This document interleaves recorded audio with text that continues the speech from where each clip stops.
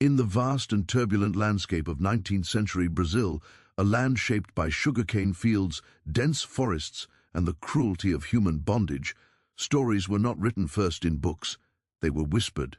They traveled from mouth to mouth, from one exhausted laborer to another, carried on the wind that moved through plantations after sunset.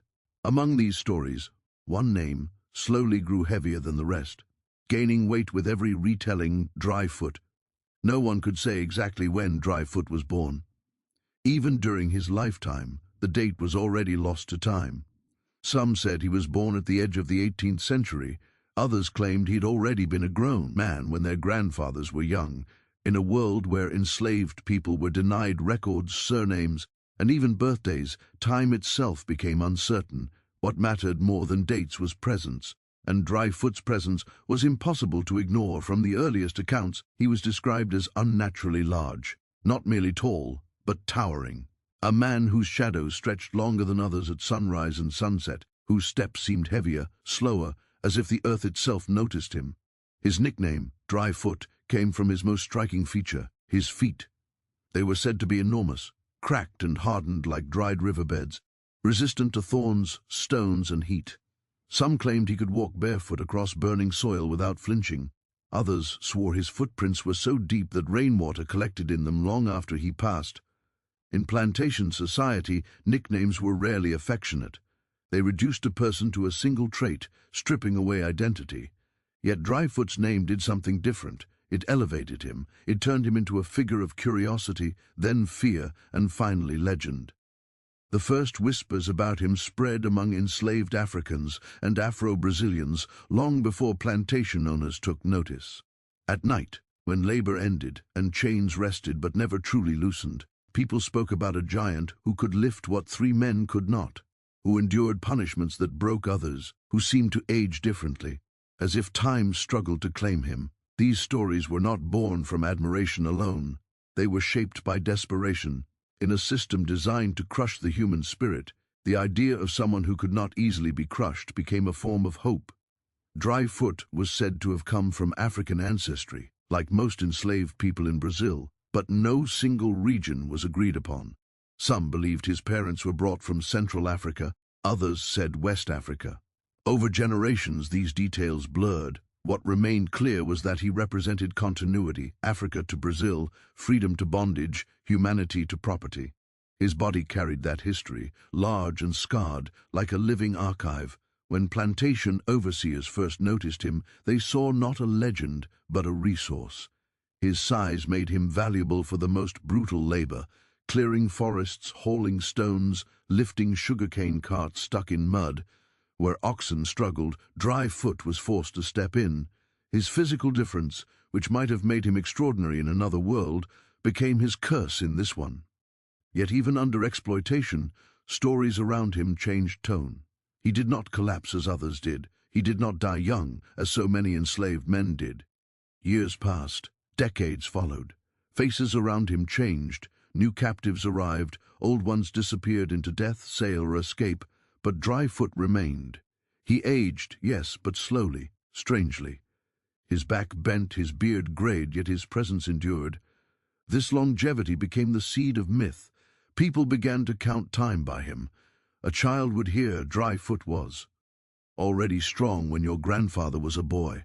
Another would be told he carried your great-uncle on his shoulders once.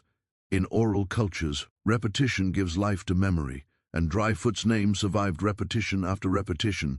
With each retelling, the man became larger, older, more mysterious. Some believed he had supernatural protection. Others whispered that he had made a pact with forces unknown. In a deeply spiritual world, where African traditions blended with Catholic imagery, such ideas were not strange. Survival beyond expectation demanded explanation. If the system was designed to kill you early, living long felt like rebellion against nature itself. Plantation owners, too, began to notice the stories. At first, they dismissed them as slave exaggerations. But as years passed and Dryfoot remained alive, working, breathing, they grew uneasy. Legends among the enslaved were dangerous. They could inspire resistance, unity, even rebellion. A giant who seemed timeless threatened the narrative that enslaved people were weak, disposable, and temporary. Still, they tolerated him.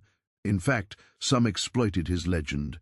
Visitors were shown the giant slave as a curiosity.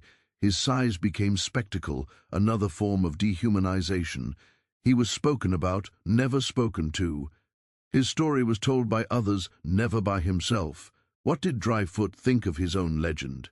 That question remains unanswered. History did not preserve his voice, only echoes shaped by others. Yet silence does not mean emptiness. It often means erasure. Among the enslaved, Dryfoot became more than a man. He became a symbol of endurance. When someone collapsed in the fields, they would whisper his name as a reminder to stand again. When grief consumed a mother who had lost a child, elders would speak of Dryfoot's long life, suggesting that survival itself was a victory. In this way, legend became medicine. But legends are fragile. They grow in darkness and uncertainty, and they blur truth. Was Dryfoot truly a giant, or was he simply larger than average in a society where malnutrition stunted growth? Did he truly live 130 years? Or did multiple generations of men with similar features merge into one name over time? Oral history often compresses many lives into one narrative figure, yet to dismiss the legend entirely would be another form of injustice. The bizarre nature of Dryfoot's story is not only in its extremes, his size, his age, but in why such a story was needed. Slavery erased individuality, legends restored it. Where written records failed, memory stepped in. Where names were stripped, nicknames endured. Dryfoot's legend was not created to entertain, it was created to survive. By the time the name reached beyond plantation fences and into broader Brazilian folklore, it no longer mattered whether every detail was factual. What mattered was that Dryfoot represented something real, the human capacity to endure cruelty longer than expected, to exist when one was not meant to. Thus, the legend of Dryfoot did not begin with exaggeration. It began with observation. A tall man, large feet, unusual strength, long life. Over time, observation turned into story, and story turned into myth. But at its core stood a real human being, walking barefoot through a brutal world, leaving deep footprints behind. Footprints that history still struggles to erase. If the legend of Dryfoot was born from whispers and memory, his daily life was shaped by something far harsher: bondage. Being unusually large in a slave society did not bring protection or privilege, it brought exposure. In a system built to extract the maximum amount of labor from the human body, size was not admired, it was exploited.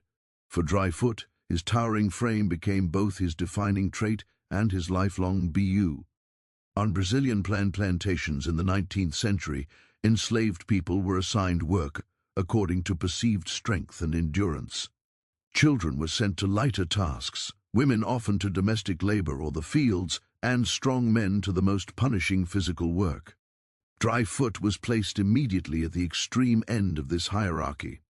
From a young age, he was treated less like a person and more like a living machine. He was sent where others failed.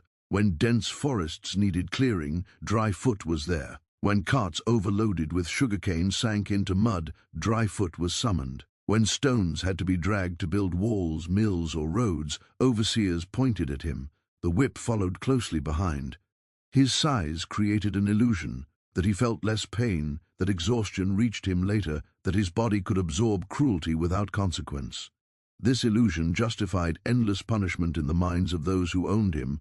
Yet no body is invincible. Despite his strength, Dryfoot suffered as every enslaved person did. His hands split and bled. His shoulders carried scars where skin had torn under weight and lash. His feet, those enormous, hardened feet that gave him his name, were cracked and swollen from endless barefoot labor. The soil of Brazil was unforgiving. Sharp stones, burning heat, insects, disease. Each step was a negotiation with pain. What separated Dryfoot from others was not immunity to suffering, but his visibility. He could not disappear into the crowd. Overseers always knew where he was. If something went wrong, a broken tool, a delayed harvest, an escaped slave, suspicion often fell on the most noticeable figure. Being large made him a convenient target. Punishment was public. Plantation discipline relied on spectacle. Beatings were meant not only to hurt the victim, but to terrify the witnesses. When Dryfoot was punished, it carried extra meaning. Aye, even he could be broken. What chance did others have? The irony was cruel. The very man whose legend inspired hope among the enslaved was also used as a warning by those in power. Still, something unusual happened. Dryfoot endured. Days turned into seasons, seasons into years, and he remained standing.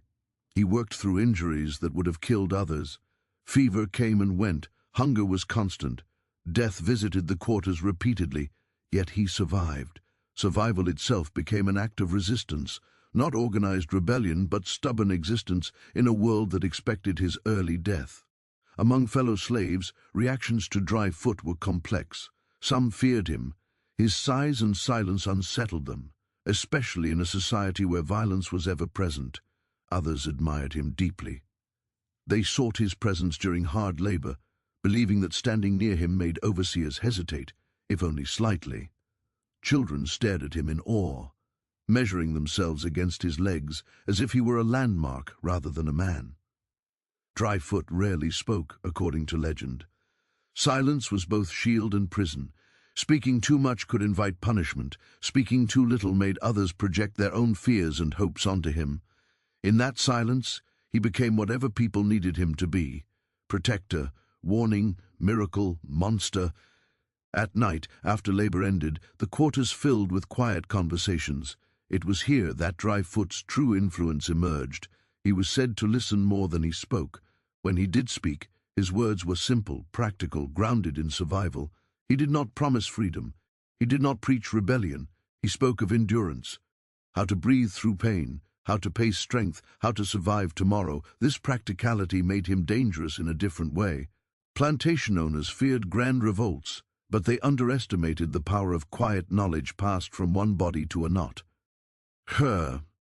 Dryfoot knew which tasks broke men fastest. He knew how to shift weight to avoid injury. He knew how to conserve energy under watchful eyes.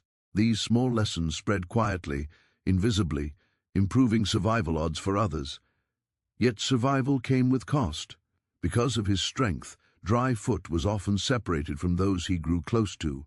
He was transferred between plantations, loaned out, or moved according to labor needs. Enslaved families were fragile, relationships were temporary. Each move stripped him of connections, reinforcing isolation. The legend grew, but the man stood increasingly alone. Sexual exploitation was another brutal reality. Enslaved men, especially those seen as physically powerful, were often forced into reproduction, explicitly or implicitly, to increase stock. Dryfoot's size and endurance made him a target of this practice. Women had no choice, neither did he. Later generations would romanticize the idea of him fathering hundreds of children, but the truth was darker. These were not love stories, they were transactions enforced by violence. This aspect of his life deepened the tragedy of his bondage. His body was not his own, not his strength, not his labor, not even his bloodline. His descendants multiplied across plantations, yet he had no legal claim to them, no right to protect or raise them. To be a father in slavery was to be powerless over one's own children.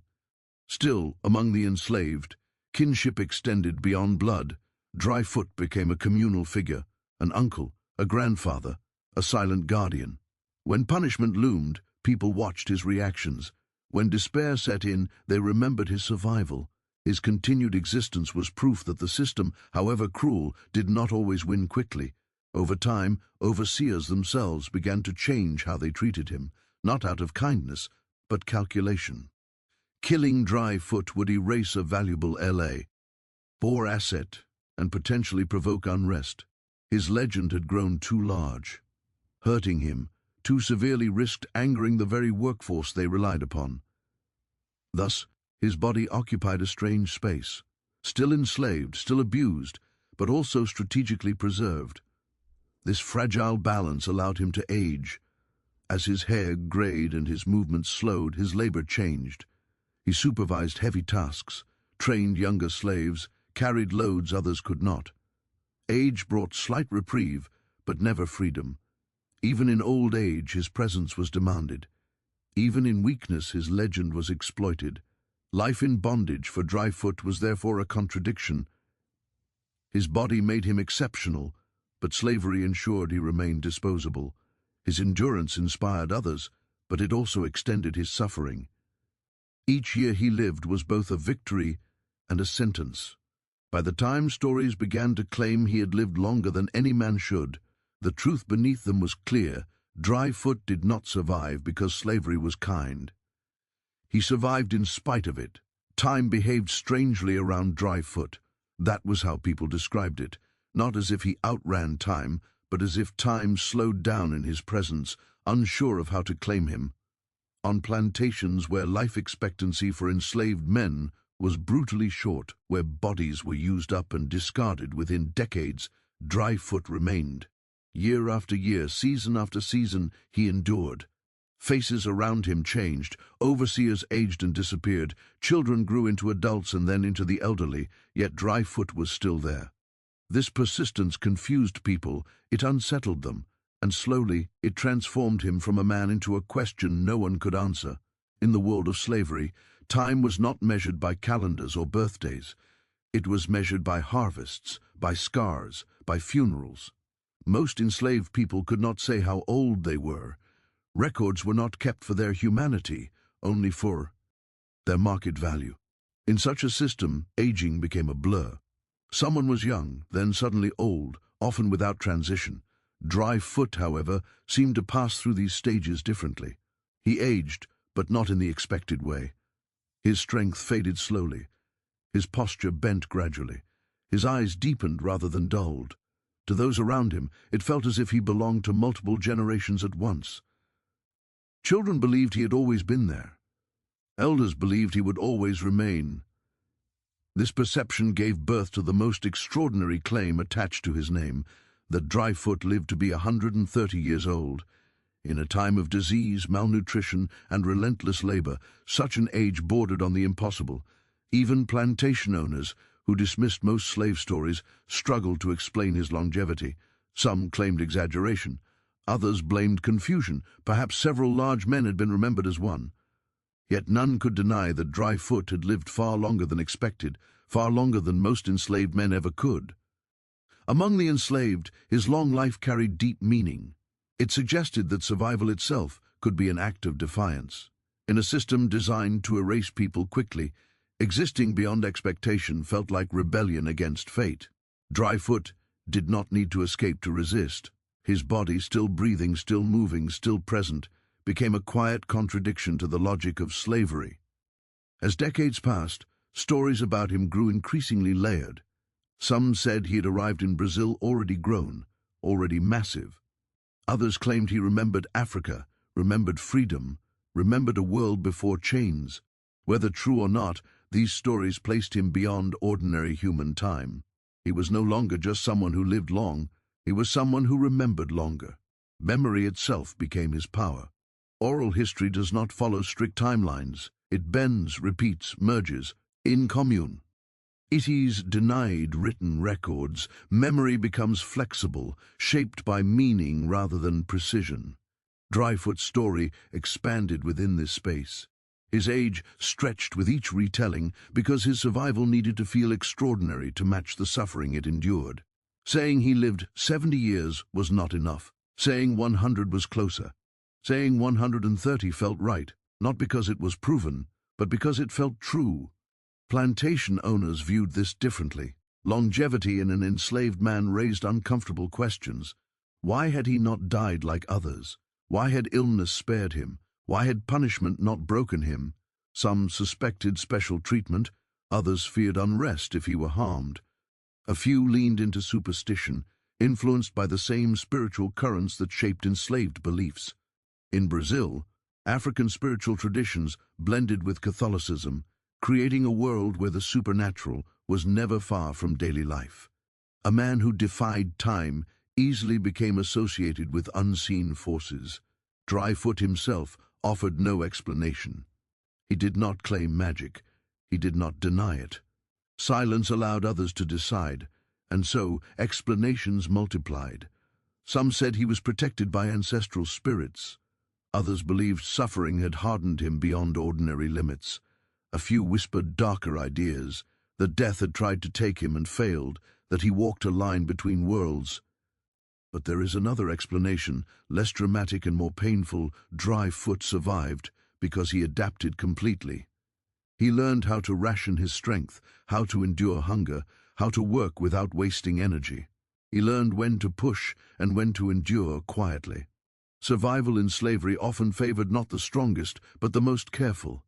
Dry Foot's size gave him physical advantage, but his longevity likely came from restraint, observation, and experience accumulated over decades of suffering. As he aged, his role subtly shifted. Younger enslaved men took on the heaviest labor, while Dry Foot became a presence rather than a force. He was consulted, watched, measured against. People judged time itself by his condition. If Dry Foot was still alive, hope still existed. If he ever died, something final would end with him. This belief placed enormous symbolic weight on his aging body. Every cough, every stumble, every long rest was noticed. His continued survival reassured others. His vulnerability frightened them. In this way, his body became a communal clock, marking the passage of endurance rather than years. The claim of 130 years also reflects something deeper about how enslaved people understood justice. Slavery stole futures. It shortened lives. To imagine someone living far beyond normal limits was to imagine balance restored, if only symbolically.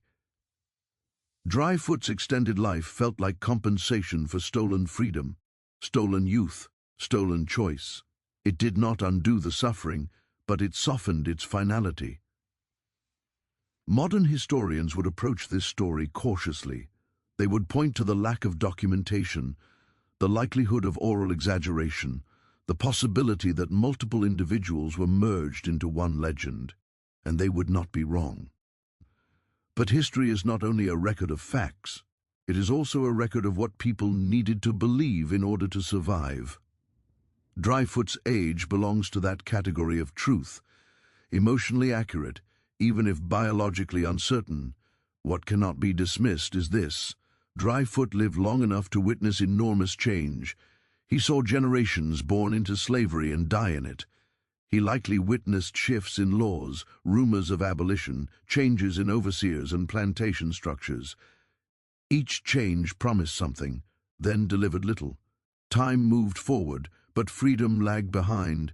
To live that long under bondage required not just physical endurance, but psychological resilience. Despair kills as surely as disease. Dry Foot learned how not to expect too much, how to survive disappointment, how to endure hope without letting it destroy him.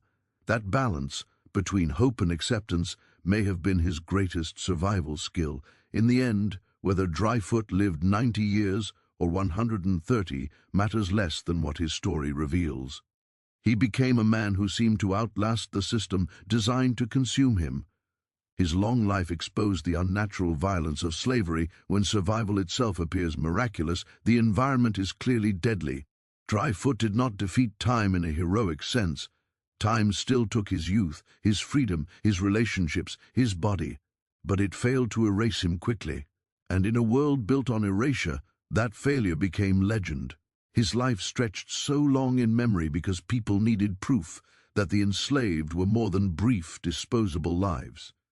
Dry Foot became that proof, a man whose existence refused to fit neatly within the limits imposed upon him, whose endurance confused history itself, and whose aging body quietly testified that survival, even without freedom, could still challenge the cruelty of time. The claim that Dry Foot fathered more than 200 children is often repeated as the most astonishing part of his story, spoken with disbelief, curiosity, or even awe. Yet beneath the shock of the number lies one of the darkest and most painful realities of slavery. To understand what this claim truly means, it must be stripped of romance and exaggeration and placed firmly within the world in which Dry Foot lived. A world where reproduction was not private, love was not protected, and parenthood was shaped by force rather than choice. In the slave system of 19th century Brazil, enslaved people were not only laborers, they were also considered reproductive assets. Plantation owners understood that. Children born into slavery increased wealth without the cost of purchase. As a result, the bodies of enslaved men and women were monitored, controlled, and often coerced in deeply intimate ways. For men like Dryfoot, whose physical size and strength made them appear desirable in the eyes of owners, reproduction became another form of labor imposed upon them. Dryfoot did not choose to become the father of hundreds. Choice rarely existed. Relationships between enslaved people were fragile, easily broken by sale, punishment, or relocation. Sexual access was dictated by power. Enslaved women had little control over their own bodies, and enslaved men had little control over where their bodies were sent or how they were used. When stories say Dryfoot fathered countless children, what they often omit is the violence embedded in that reality. Women were paired with him because owners believed his strength would be inherited. Children were expected to be tall, resilient, productive. Dryfoot's body was treated like breeding stock, his bloodline reduced to a calculation. The emotional cost of this was never considered by those who benefited. He was not asked whether he wanted children. He was not allowed to form a stable family. He was simply used. For the women involved, the experience was equally tragic. Pregnancy did not bring security or protection. Mothers could be separated from their children at any time. Infants could be sold. Fathers were rarely allowed to claim or raise their own offspring.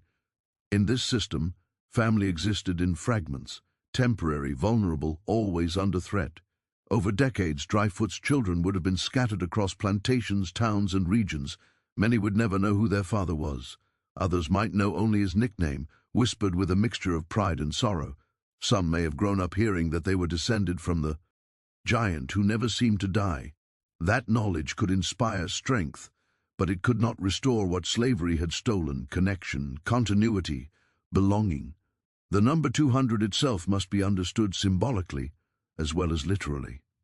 Oral history often uses large numbers to convey scale rather than precise counting. Whether the true number was 100, 150, or more, the meaning remains the same. Dryfoot became the root of a vast, untraceable family tree, one that spread invisibly through Brazilian society, carried forward in bodies and faces without names or records. There is a cruel irony in this legacy. Slavery attempted to erase enslaved people as individuals, yet through forced reproduction it ensured their genetic survival. Dryfoot may have been denied legal existence, denied freedom, denied fatherhood in any meaningful sense, yet his descendants likely lived on in great numbers. His blood endured even when his personhood was denied. Among the enslaved, this reality carried mixed emotions. Some saw his many children as proof that slavery could not fully destroy them. Even if names were erased, life continued. Others felt the weight of loss more sharply. To bring children into bondage was to watch them inherit suffering. Fatherhood, in such a world, was not a source of pride alone. It was also a source of grief. Dryfoot's relationship to his children, if it existed at all, would have been painfully limited. Perhaps he recognized faces that resembled his own. Perhaps he noticed familiar height, familiar hands, familiar feet. Perhaps he watched children grow knowing they were his, yet unable to protect them from whips, hunger, or sale. This quiet recognition may have been one of the heaviest burdens he carried. Later generations transformed this tragedy into something easier to speak about. The image of a man with 200 children. Sounds legendary, almost mythical. It shifts attention away from the violence that made such a number possible. Over time, the story became less about exploitation and more about scale, turning suffering into spectacle. Yet within Afro-Brazilian communities, the idea of Dryfoot as an ancestor held deep meaning. Ancestors are not only remembered for their achievements, but for their endurance. To say one descended from Dryfoot was to say one descended from survival itself. His children and grandchildren carried his story forward, reshaping it to make sense of their own lives. Some descendants may never have known the name Dryfoot, but they may have carried family stories of a giant forefather, a strong man, a silent presence. These fragments of memory are how enslaved histories survived, broken, reshaped, but not erased. In this way, Dryfoot became less a biological father and more a symbolic one, representing continuity across generations that slavery tried to sever. There is also a painful paradox in how history remembers him. He is remembered for the number of children he fathered, yet denied recognition as a father in the human sense. He is remembered for creating life, yet denied the right to nurture it. His legacy is counted, not felt. From a modern perspective, it is tempting to search for agency, to imagine moments of affection, connection, even love. While such moments may have existed, they must not overshadow the structure that controlled them. Slavery distorted every human relationship it touched. Even tenderness existed under threat. The story of Dryfoot's many children reveals something fundamental about the system that enslaved him. Slavery did not simply extract labor. It reorganized life itself. It turned reproduction into production, lineage into property, and family into inventory. Dryfoot's body became a site of both suffering and survival, said to extend the very system that oppressed him. Yet history did not end there. Abolition eventually came, unevenly and imperfectly. Dryfoot's descendants would go on to live in a different world, one still shaped by inequality but no longer legally bound by chains. In that sense, his forced fatherhood outlived slavery itself. The system that used his body collapsed, but the lives it created continued. This is the most haunting part of his story. Dryfoot may not have chosen to be the father of hundreds, but through them, his existence reached beyond bondage. His descendants carried fragments of his strength, his endurance, his survival into a future he was denied. So when the story says Dryfoot had 200 children, it should not be heard as a marvel alone. It should be heard as testimony to the scale of exploitation, to the denial of human intimacy, and to the strange, painful ways life persisted within cruelty. His legacy is not just one of numbers, but of countless lives shaped by a system that tried to control even the most private acts of human existence. In the end, Dryfoot's children represent both loss and continuation. They are evidence of what slavery took and what it failed to destroy. Through them, his story did not end with his body. It multiplied, scattered, and endured, carried forward in silence, memory, and blood. When Dryfoot finally disappeared from the living world, whether through death, fading memory, or the quiet merging of his story into those of others, something unusual happened. He did not vanish. Instead, he became larger. Freed from the limits of a single body, his life expanded into legend, drifting across time, geography, and imagination. What remained was not a clear biography, but a powerful presence that refused to settle neatly into history or myth. This unresolved quality is what makes Dryfoot endure. Stories about him continued long after slavery itself began to crumble. They were told by people who had never seen him, who could not place him precisely in time, yet spoke his name with certainty. He became part of a shared memory, a figure passed down not through documents, but through voices. In a society that had denied enslaved people the right to record their own lives, this oral survival was itself remarkable. Over time, the details shifted. His height changed, his age stretched, his strength became more dramatic, his children more numerous.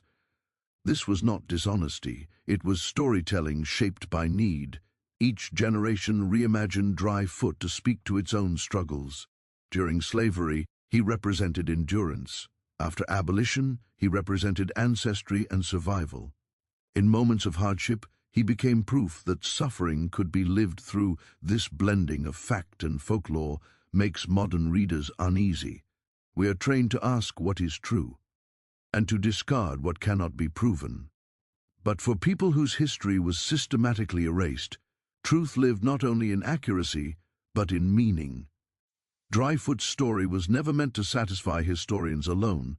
It was meant to preserve dignity where none was officially granted. The uncertainty surrounding his life also reveals the violence of historical silence.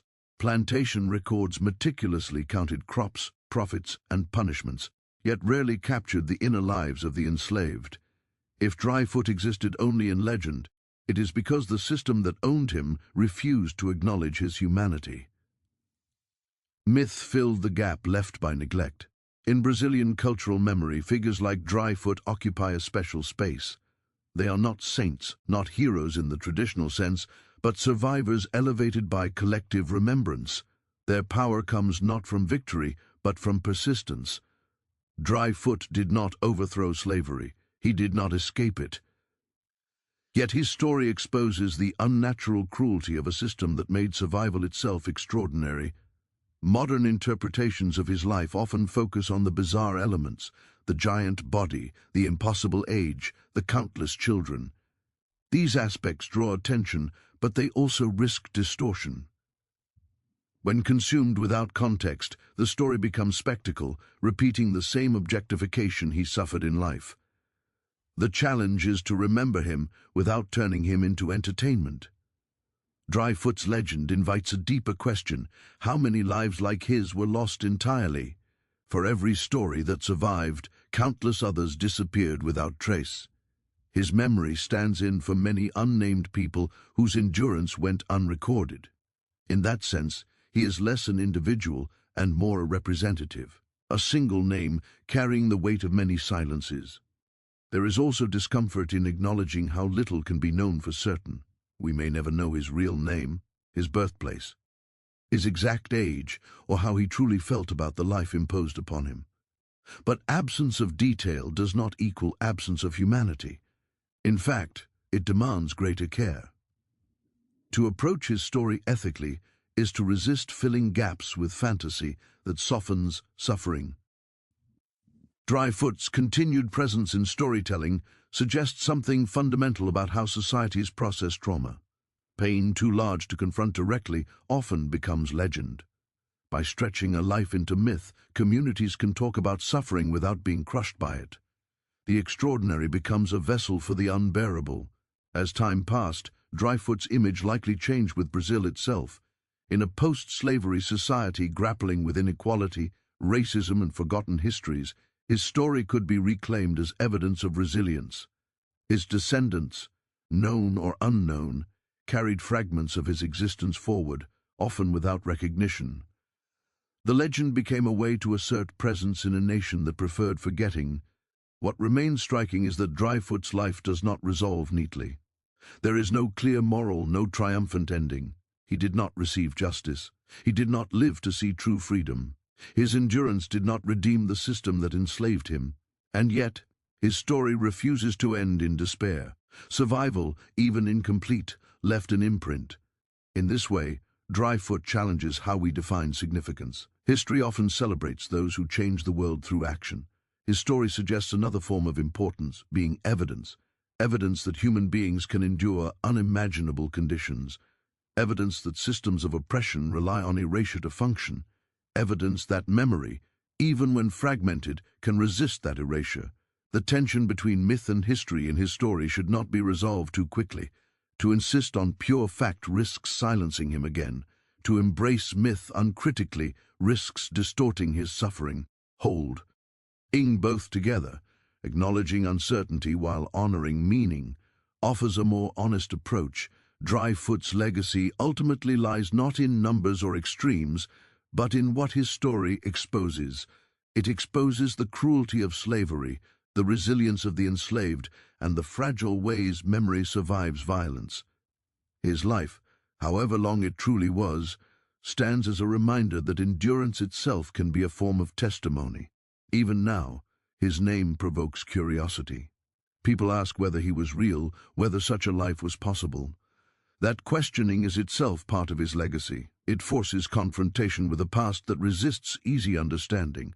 It reminds us that history is not only what is written, but what is remembered, whispered, and carried forward. Dryfoot may never be fully known, but perhaps that is fitting. Slavery denied clarity, certainty, and closure. His story mirrors that denial. It remains unfinished, unsettled, and demanding attention. In the end, Dryfoot lives on not because every detail of his life can be proven, but because forgetting him would be easier. And forgetting is exactly what the system that enslaved him depended on. His survival in memory, imperfect and myth-shaped, stands as a quiet refusal to let that forgetting win.